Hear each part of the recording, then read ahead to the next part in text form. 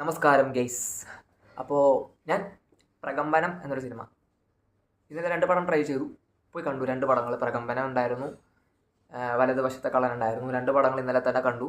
പ്രകമ്പനം പിന്നെ എൻ്റെ ഒരു ഫേവറേറ്റ് കാറ്റഗറി പെടുന്നൊരു പടമാണ് ഹൊറർ കോമഡി. അപ്പോൾ ആ ഒരു ഇതിൽ ഫസ്റ്റ് ഡേ തന്നെ കാണാം ഒരു ചിന്തയുണ്ട്. വലതുവശത്തെ കള്ളൻ ഫസ്റ്റ് ഡേ തന്നെ എടുത്തു. ഒരു ജിത്തു ജോസഫ് പടമാണ്, ഇത്തരം താരനിരകളൊക്കെ ഉള്ളതുകൊണ്ട് ഒരു അതും ഫസ്റ്റ് ഡേ ബുക്ക് ചെയ്തു.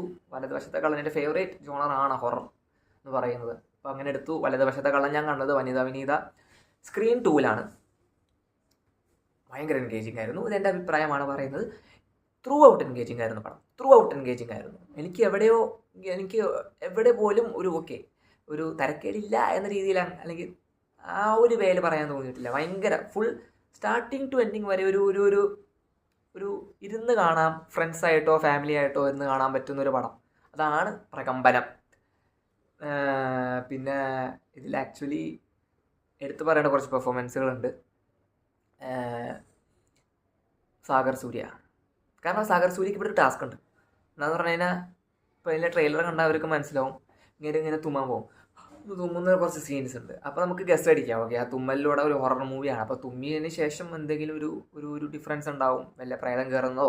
അതുപോലെ ഞാൻ അങ്ങനെ തിങ്ക് ചെയ്തത് അത് തന്നെയായിരുന്നു തിയേറ്ററിൽ.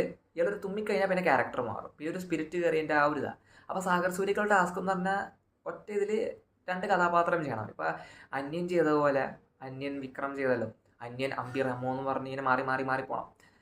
അല്ലെങ്കിൽ നമ്മുടെ വാത്യാരിലുണ്ട്.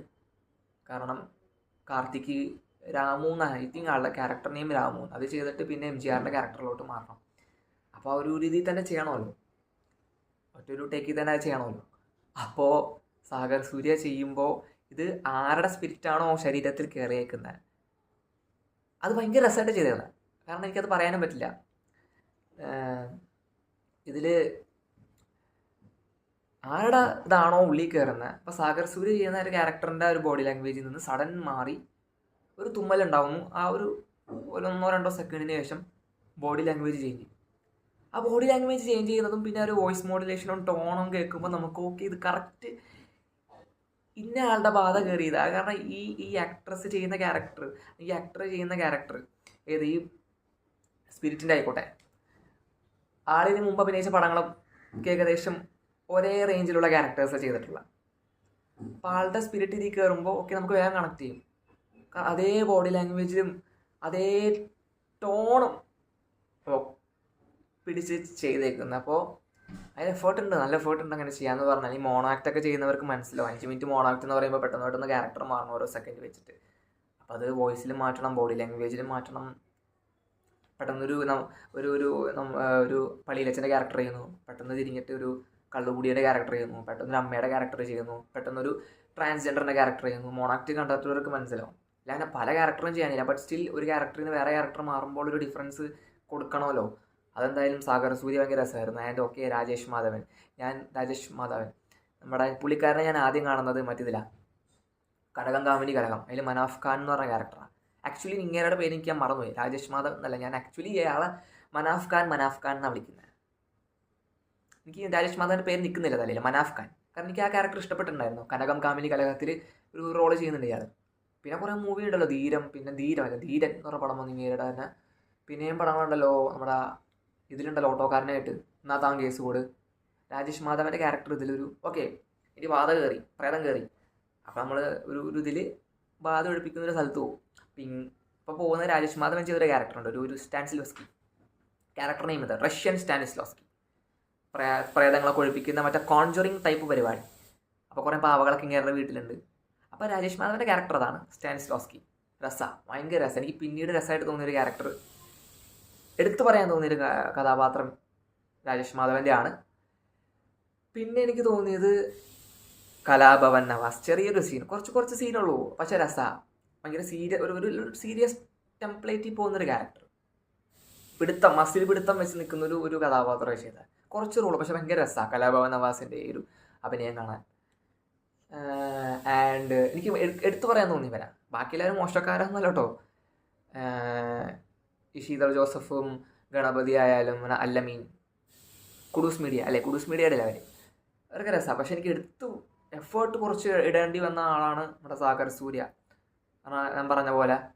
പിന്നെ എനിക്ക് ഇഷ്ടപ്പെട്ടാണ് രാജേഷ് മാധവൻ, കലാഭവൻ നവാസും.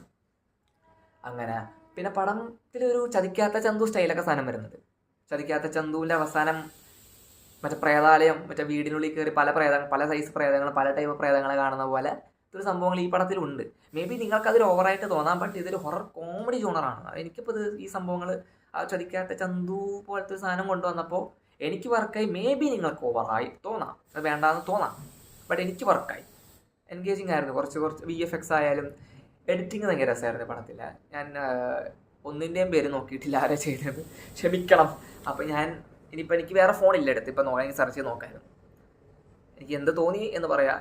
എഡിറ്റിംഗ് എന്ന് പറയുമ്പോൾ എനിക്കിപ്പോൾ ചെറിയ രസമായിട്ടുള്ള, പക്ഷേ ഭയങ്കര രസമായിട്ട് തോന്നിയ ഇൻ്റർവെൽ സമയം ഇടവേള എന്ന് എഴുതി കാണിക്കുമ്പോൾ ഒരു സംഭവം വരുന്നുണ്ട്. രസമായിരുന്നു. ഫസ്റ്റ് ഹാഫ് എന്തോ ഫണ്ണായിരുന്നു, സെക്കൻഡ് ഹാഫ് അതിലേറെ ഫണ്ണായിരുന്നു. എനിക്ക് ഈ പടം നല്ല രീതിയിൽ എൻഡ് ചെയ്യിച്ചു. ഒരു തമാശ രീതിയിലാണ് പടം എൻഡ് ചെയ്യുന്നത്, ബട്ട് ആക്ച്വലി ഒരു കുഞ്ഞു പടം, ബട്ട് ഭയങ്കര ഫണ്ണായിരുന്നു. ഒരു എൻ്റർടൈനർ ആയിരുന്നു, ത്രൂ ഔട്ട് എൻ്റർടൈനർ ആയിരുന്നു. മ്യൂസിക് കിടിലാണ് ഈ പടത്തിൻ്റെ മ്യൂസിക്. ഞാൻ ഹൊറർ മൂവീസ് ആകുമ്പോൾ ഞാൻ പറയട്ടെ, ഇപ്പോൾ ഇതിൽ മ്യൂസിക്കിൻ്റെ ഒരു ട്രാൻസിഷൻ ചെയ്യണമല്ലോ, കാരണം അത് ഹൊറർ മൂവിയാണ്, അതോടൊപ്പം കോമഡിയാണ്. അപ്പോൾ ഇപ്പോൾ ഇതിൽ എന്ന് പറഞ്ഞാൽ കോമഡി ടൈപ്പ് ഒരു മ്യൂസിക് പറഞ്ഞാൽ ഫണ്ണായിട്ടുള്ള രീതിയിൽ പോകുന്നു. പെട്ടെന്ന് സാഗർ സൂര്യയുടെ കഥാപാത്രം പുണ്യാളൻ എന്ന് പറഞ്ഞ ക്യാരക്ടറാണ് ചെയ്യുന്നത്. ആൾ തുമ്മി പിന്നീട് ഇത് കയറുമ്പോൾ പ്രേതം കയറി, അപ്പോൾ ഒരു മ്യൂസിക് എന്ന് പറഞ്ഞാൽ സഡൻ ഷിഫ്റ്റ് അടിക്കും. പിന്നെ ഒരു സീരിയസ് ഒരു ഹൊറർ ഫ്ലേവറുള്ള ഒരു മ്യൂസിക്കിലേക്ക് മാറണം. പിന്നീട് ഫൺ മ്യൂസിക് കൊടുക്കണം, പിന്നെ ഹൊറർ മ്യൂസിക് കൊടുക്കണം. സ്കോർ ഭയങ്കര രസമായിരുന്നു. പിന്നെ പടത്തിൻ്റെ സൗണ്ട് എൻജിനീയറിങ്, ആ പരിപാടി, മിക്സിംഗ് ഒക്കെ ഭയങ്കര രസമാണ്. ഞാൻ വനിത വിനീതയിലും ഇതാണ് 4K ലേസർ പ്രൊജക്ഷനാണ് യൂസ് ചെയ്യുന്നത്.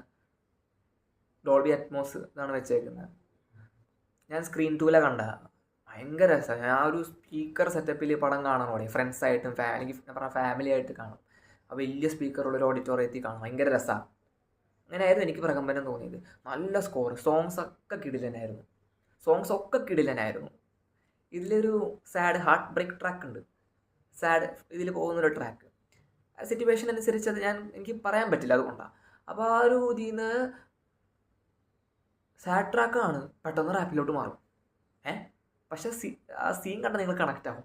കാരണം സീൻ പെട്ടെന്ന് ആ ഒരു മൂഡ്, പടത്തിലെ മൂഡിലൊരു പെട്ടെന്ന് പടത്തിന് മൂഡ് ഡൗൺ ആയെന്നല്ല, സിറ്റുവേഷൻ അങ്ങനെയാണ്. ഒരു നെഗറ്റീവ് സീൻ, അല്ലെങ്കിൽ ഒരു മരണമായി ബന്ധപ്പെട്ടൊരു സീൻ പറയാം. അപ്പോൾ അതിൽ നിന്ന് പെട്ടെന്ന് ട്രാക്കും ആ ഫ്ലോയിലാണ് പോകുന്നത്. പെട്ടെന്ന് സീൻ മാറി, റാപ്പായി. പെട്ടെന്ന് സഡൻലി ട്രാക്കിൽ ആ ഒരു ഹാർട്ട് ബ്രേക്ക് ട്രാക്കിൽ റാപ്പ് കൊണ്ടുവന്ന് മൂടെ മാറ്റിക്കളഞ്ഞു. ആക്ച്വലി സോങ്സ് ഭയങ്കര രസമായിരുന്നു ഈ പടത്തിലെ. സോങ്സും സ്കോറും എന്തോ ഭയങ്കരമായിട്ട് വർക്കായ ഒരു പടമാണ് എനിക്ക് പ്രകമ്പനം. ഇപ്പോൾ 2 പടങ്ങൾ കണ്ടു ഇന്നലെ, രണ്ടും കൊടുത്ത പൈസയ്ക്ക് വേർത്തായിരുന്നു. അപ്പോൾ അതായിരുന്നു എനിക്ക് പടം. പിന്നെ എനിക്ക് എന്താ പറയാൻ തോന്നിയ പടത്തിൽ നോട്ട് ചെയ്ത് വെച്ചാൽ ഇതൊക്കെയാണ് കുറച്ച് കാര്യങ്ങൾ തോന്നിയത്. അപ്പോൾ തികച്ചും എൻ്റെ അഭിപ്രായമാണ്. അല്ലാണ്ട് നമ്മുടെ അഭിപ്രായം പറയുന്നില്ല, സിനിമ കാണാൻ അറിയില്ല, അവന് സിനിമ കാണാൻ അറിയില്ല എന്ന് പറയാൻ പറ്റില്ല. നമ്മൾ കൊടുത്ത പൈസക്ക് നമുക്ക് എന്ത് തോന്നിയോ, ചിലപ്പോൾ നിങ്ങൾക്കാണെന്ന് എനിക്ക് ഇഷ്ടപ്പെടില്ല, നിങ്ങൾക്ക് ഇഷ്ടപ്പെടുന്ന എനിക്ക് ഇഷ്ടപ്പെടില്ല, നേരെ തിരിച്ചാവാം. അപ്പം അങ്ങനെയാണ് പടം.